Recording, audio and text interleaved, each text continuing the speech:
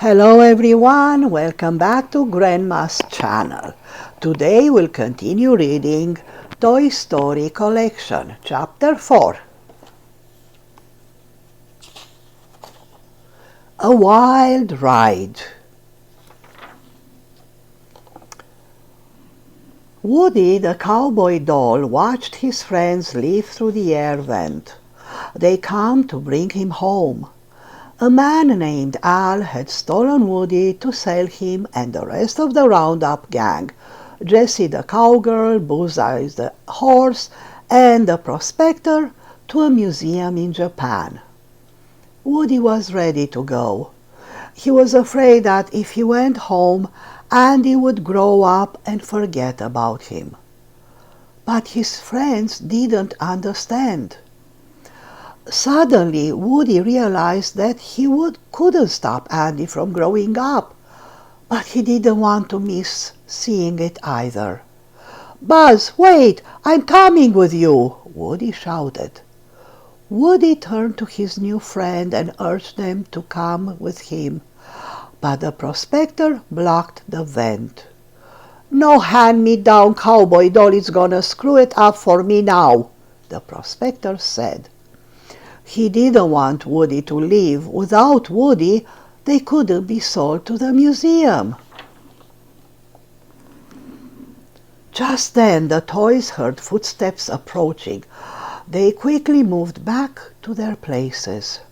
Al hurried into the room and packed the Roundup gang in his suitcase.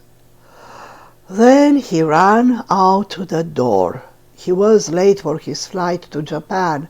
He wanted to sell the toys as quickly as possible.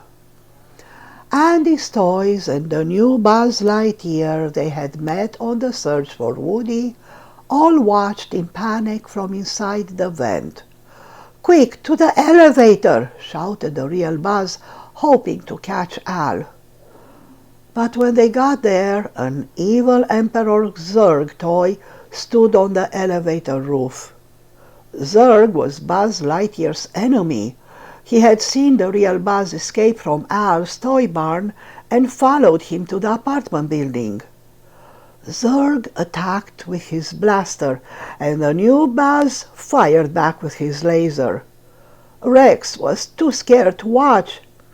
As the dinosaur turned away, his tail accidentally knocked Zurg off the elevator roof.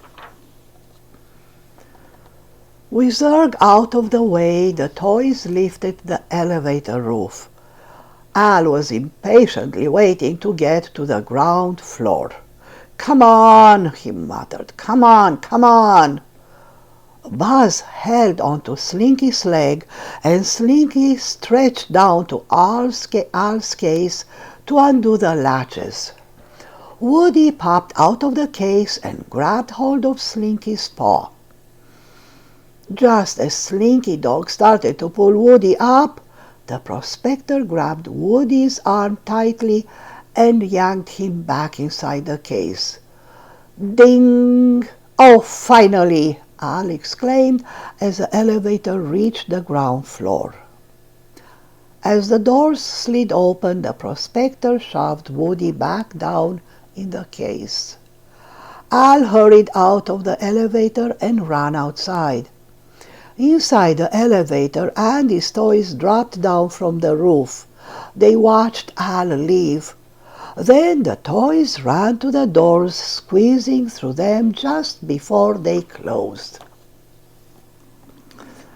By the time Andy's toys were outside, Al had already driven off. They spotted a Pizza Planet delivery truck, and the door was open. The new Buzz went back to Al's toy barn, but everyone else hopped into the truck. Buzz took control of the wheel. "Slinky, you take the pedals," he said. "Rex, you navigate."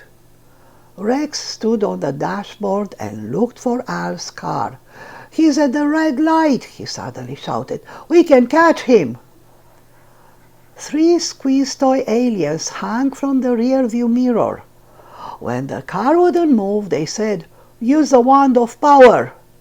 Ham pushed the gears and the truck sped off. "Rex, which way?" asked Buzz. "Right," said Rex. "I mean left. No, right. You're right." They swerved through traffic and followed Al all the way to the airport. At the airport, the toys didn't know how they'd get through the crowd without anyone seeing them. Then Buzz spotted a pet carrier. The toys piled inside, sticking their legs through the small openings in the bottom so they can walk. "Oh, someone's coming!" cried Rex. It was a little girl. "Oh, a puppy!" she squealed. Slinky Dog barked a few times to scare her off. Buzz gave Slinky a thumbs up. The barking had worked. At the counter, Al was arguing with a ticket agent. "I am not checking it," he told the agent. He didn't want to lose sight of the suitcase with the Roundup Gang toys. But he finally gave in. The ticket agent took the suitcase. Stealing the pet carrier, Andy's toys followed the green suitcase into the baggage area. The toys gasped. There were hundreds of suitcases moving in all different directions. How would they ever find Woody? "There's the case!" yelled Slinky. "No, there's the case!" said Ham, spotting another green one that looked exactly the same. The toys split up. When Buzz opened the suitcase, the prospector jumped up and punched him. "Hey, no one does that to my friend!" Woody yelled at the prospector. Woody grabbed him and the two started fighting. Woody's arm was torn in the same spot it had been earlier. Al had stitched him up so he'd be in perfect shape for the museum. Buzz raced to the rescue. Woody looked at the prospector and grinned. "I think it's about time you learned the true meaning of playtime," he said. Then Woody and Buzz strapped the prospector to a pink backpack. He moved out of the baggage area and the little girl picked him up. "Oh, a big ugly man doll," she said. "He needs a makeover." The prospector was scared. "I've got to get out of here," he said. But it was no use. Inside the baggage area, Bullseye had freed himself from the green case, but Jessie was stuck. "Woody, help!" she cried. The toys watched as the case was loaded onto a cart. Woody and Buzz jumped on Bullseye's back. "Ride like the wind, Bullseye!" Woody shouted. They raced after the cart. Woody scrambled onto the cart, but it was too late.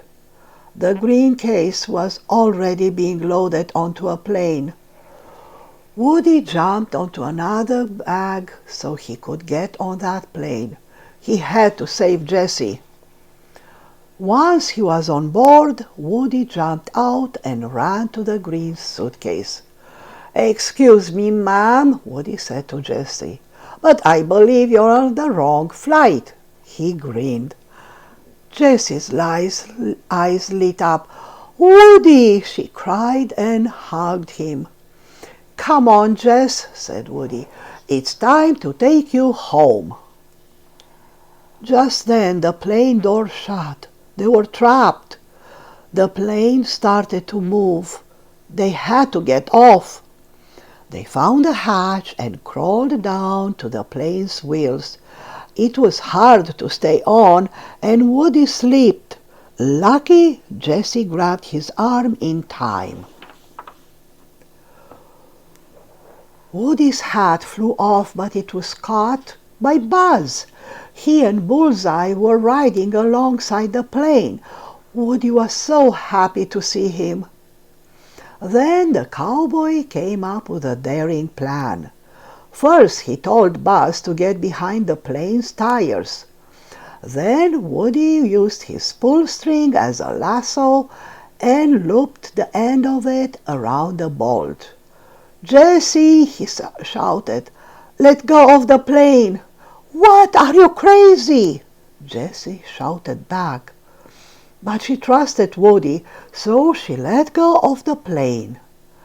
Holding on to each other, the pair swung down and under the plane. Woody's pull string unhooked from the bolt. They dropped onto Bullseye's back behind Buzz. "Nice roping, cowboy," Buzz said to Woody. Jessie hugged Woody. That was definitely Woody's finest hour. Woody smiled and looked at his friends. "Let's go home." When Andy returned from the cowboy camp, he was happy to see his toys. Jessie and Bullseye had joined the rest of the toys to welcome him home. "Oh, wow, new toys!" Andy said when he saw the cowgirl and the horse. "Thanks, Mom." Buzz looked at Woody and smiled. "You still worried?" he asked. "About Andy?" "No," he said. "It'll be fun while it lasts." The end. Good night and sweet dreams.